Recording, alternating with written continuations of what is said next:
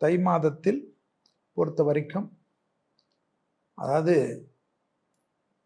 ஜனவரி மாதம் வந்தாலே கொஞ்சம் தெம்பாக இருக்கலாம் என்றாலும் பஞ்சாங்க குறிப்புகள் பயமுறுத்தக்கூடிய அமைப்பாக தான் இருக்கு. போர் மேகங்கள் உலகம் முழுவதும் இருக்கும். பெரிய அளவுக்கு கப்பல் வாணிபங்கள் தடைப்படக்கூடிய அமைப்பு காணப்படுகிறது.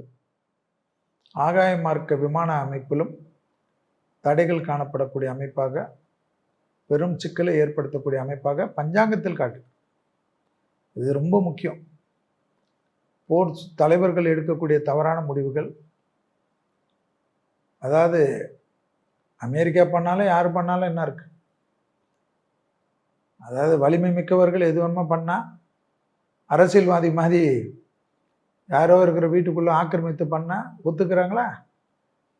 இது போல தானே நடந்தது.